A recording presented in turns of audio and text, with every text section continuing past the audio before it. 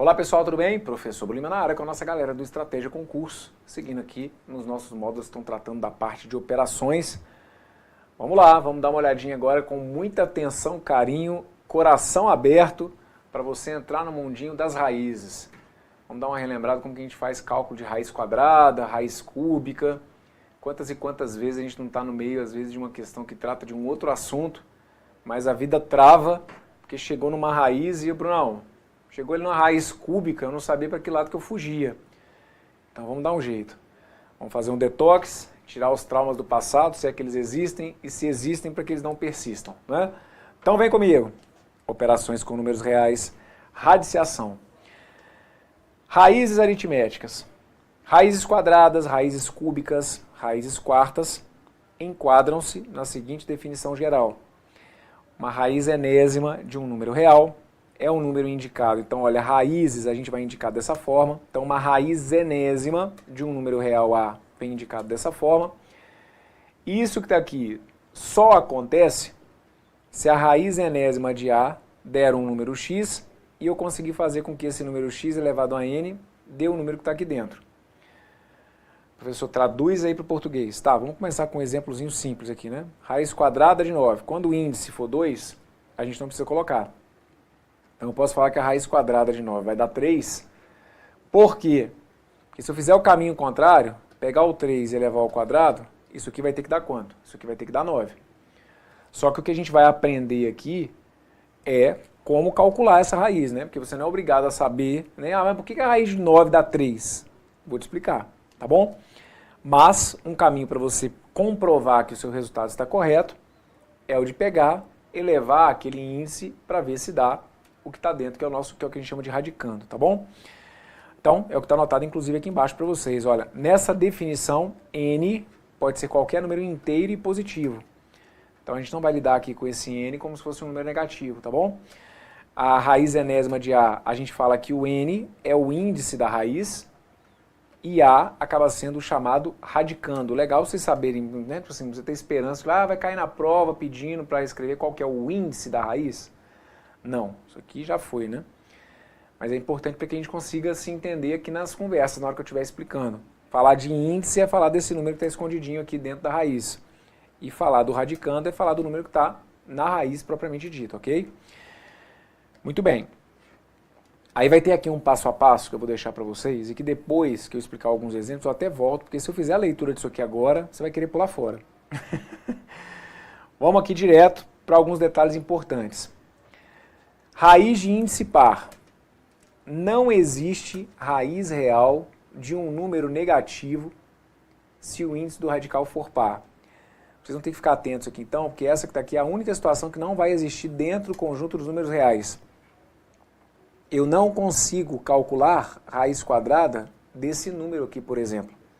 Dentro do conjunto dos números reais, não. Existe a raiz quadrada de menos 16? Existe, mas não dentro do chamado conjunto dos números reais.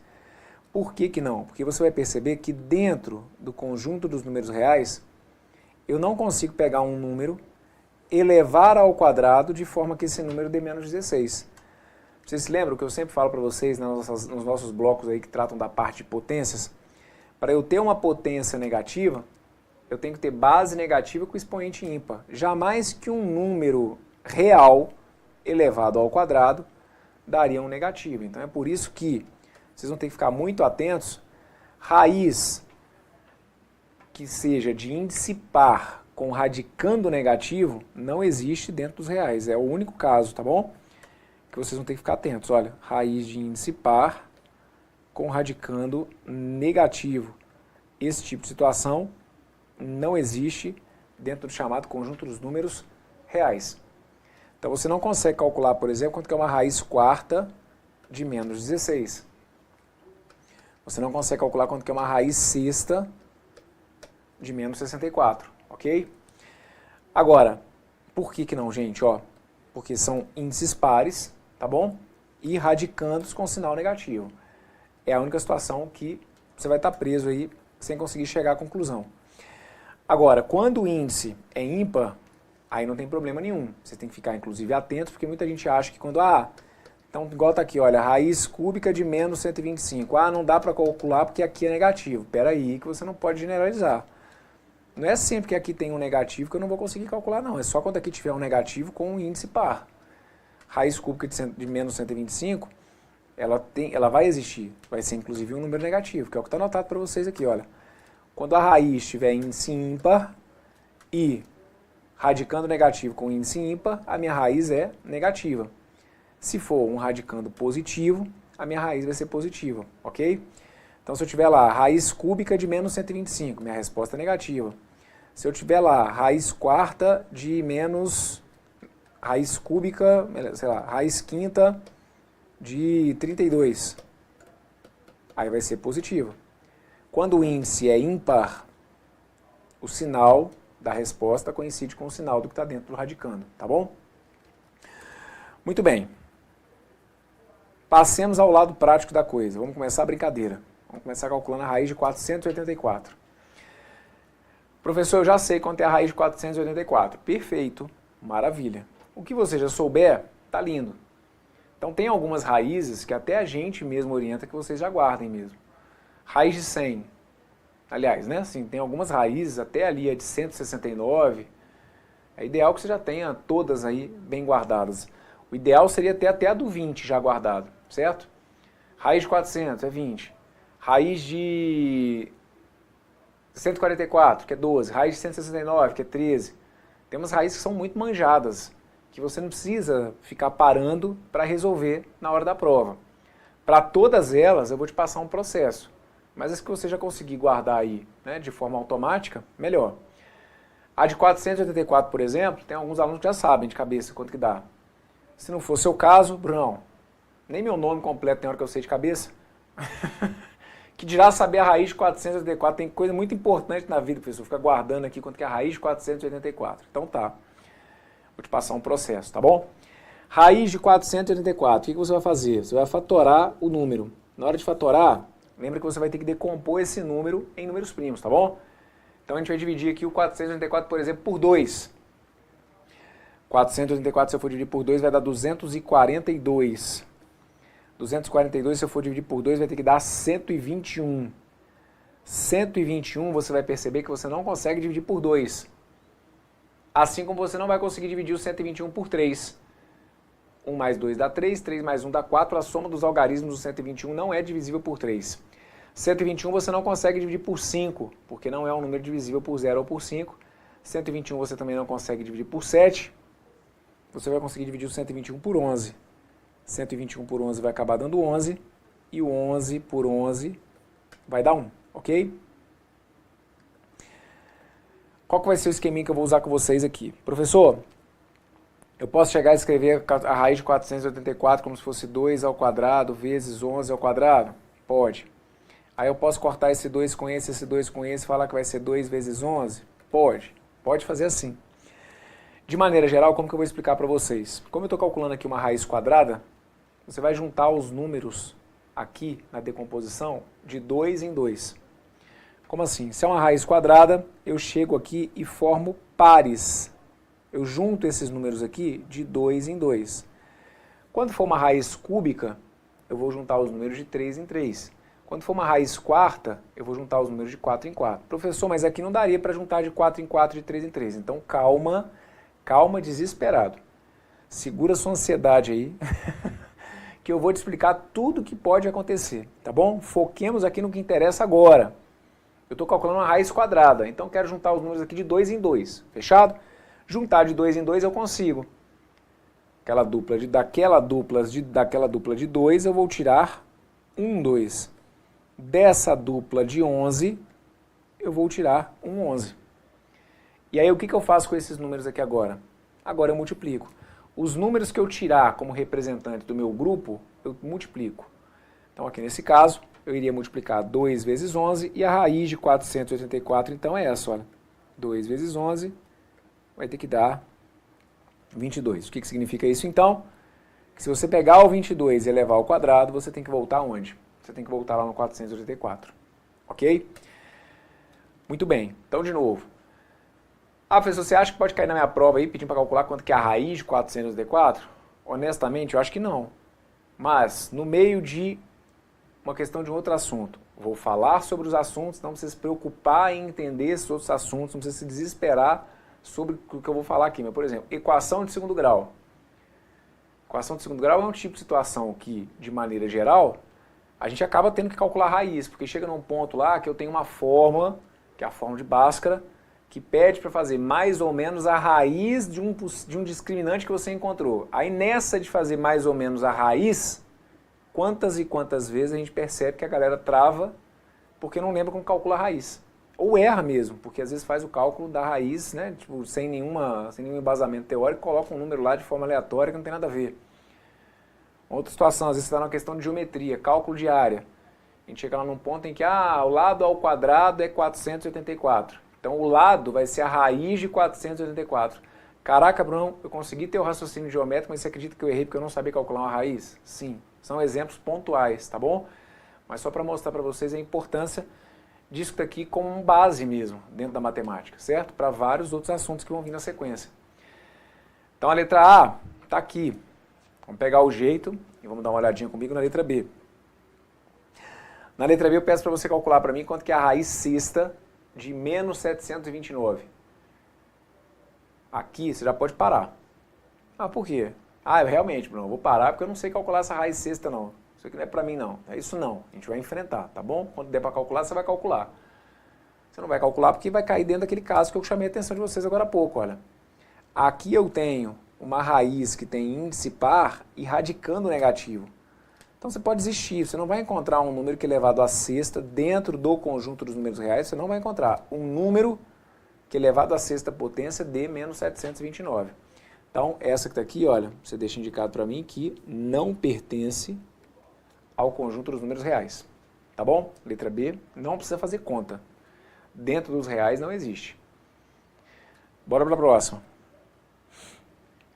Raiz quinta de 1024. Bruno, eu não acredito que eu vou conseguir fazer isso. Vai conseguir. Vem comigo que eu tô com você. Bora lá. Arregaça as mangas aí e vamos enfrentar. Começa fatorando esse 1024 aí. 1024, a gente consegue dividir por quanto? Vai falando aí que eu vou anotando aqui. Isso aí, dá para dividir por 2. 1024 por 2 vai dar quanto? Vai dar 512, muito bem. Divide por 2. 512, se você for dividir por 2, vai ter que dar 256. 256, se você for dividir por 2, vai ter que dar 128. 128, se você for dividir por 2, vai ter que dar 64. 64, se você for dividir por 2, vai ter que dar 32. 32 por 2 vai ter que dar 16. 16 por 2 vai ter que dar 8. 8 por 2 vai ter que dar 4. 4 por 2 vai ter que dar 2. E o 2 dividido por 2 vai ter que dar 1. Perfeito? Pô, Bruno, mas aí até eu fatorar o 1024 acabou minha prova. Não. Primeiro que isso é treino. E segundo, o 1024, cara, é uma potência até bem manjadinha na matemática, tá? E esse 1024 aí, você poderia tranquilamente, ó, colocar para mim como se fosse já 2 elevado à décima, porque isso aqui é um resultado que é bom que vocês tenham, né? Matemática vai muito disso, né, gente? Tem alguns resultados, tem algumas ideias aí, que se você já conseguir ter memorizada, isso aqui só te ajuda. Então, 1024 é uma potência até certo ponto manjada, e é o 2, o 1024 é o 2 elevado à décima, é a fatoração dele, né, dividido por 10 vezes aí o 2. Então aqui, o que eu vou ter que fazer? Eu vou ter que juntar esses números aqui de 5 em 5. Então, na hora que eu for juntar esses números aqui de 5 em 5, dê uma olhadinha, vejam, tá aqui, ó. Ó. Junto aqui e junto aqui, certo?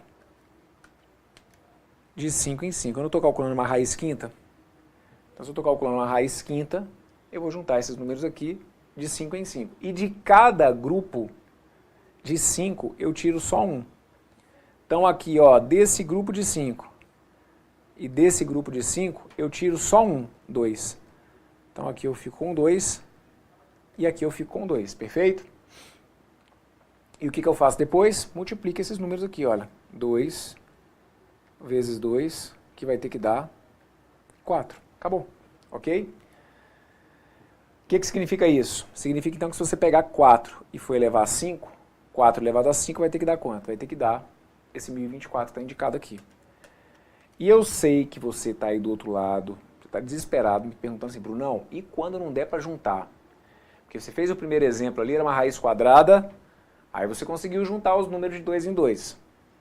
Aqui, você pediu uma raiz quinta, você conseguiu juntar esses números aí de 5 em 5. Mas e quando não der? Calma, que eu já te falei. Vou te explicar tudo que pode acontecer aqui, tá bom? Mas ficou claro? O caminho vai ser esse. O que você conseguir levar para a prova de cabeça, perfeito. Agora, cálculo de raiz, na pior das hipóteses, vai pegar e vai fatorar, tá bom? Vamos fazer mais um. Dá uma olhadinha aqui na letra D. Na letra D, eu peço para vocês calcularem qual que é a raiz sexta de 729. Então vamos pegar o 729 e bora fatorar. Vou fazendo aqui. Vá fazendo o seu daí. 729 a gente consegue dividir por 2? Não. 729 é um número ímpar, então não é divisível por 2. 729 a gente consegue dividir por 3?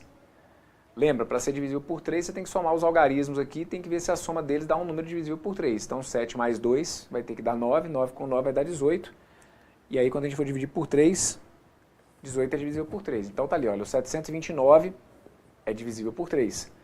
Então o 729, quando você vai dividir por 3, você acaba chegando em 207 por 3 vai dar 2, 12 por 3 vai dar 4, 9 por 3 vai dar 3, a gente acaba chegando em 243.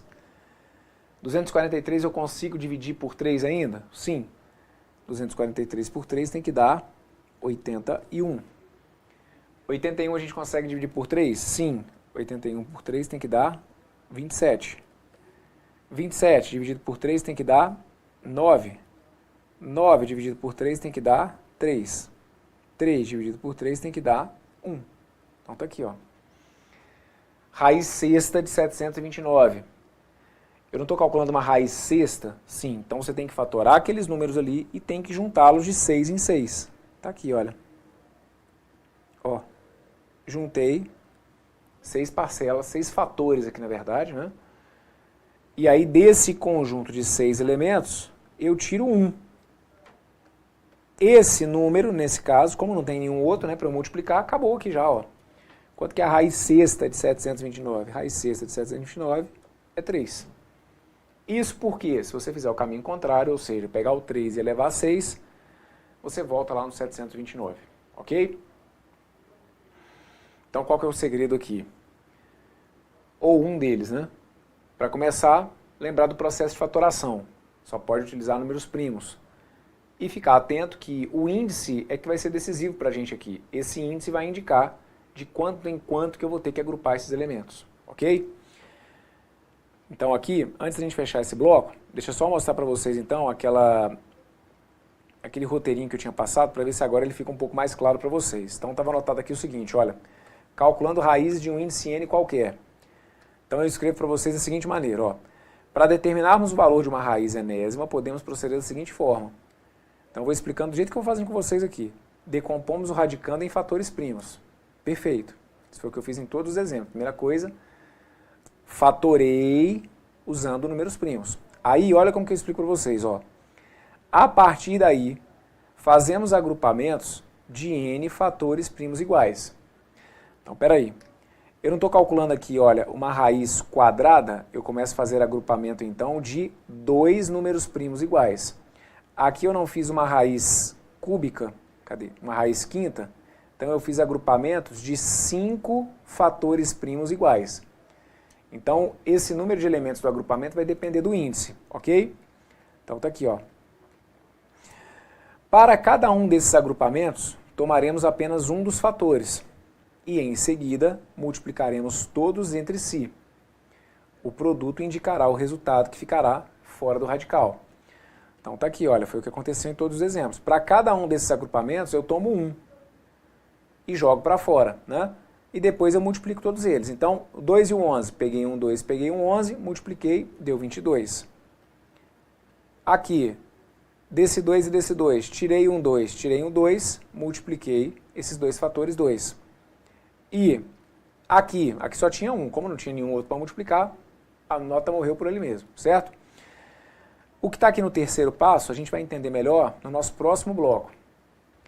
Que aí vai ser justamente aquela situação dos fatores que não puderem ser agrupados N a N. Então aí no próximo bloco eu vou conseguir explicar isso aqui melhor para vocês. E aí vai ser o que a gente vai fazer, tá bom?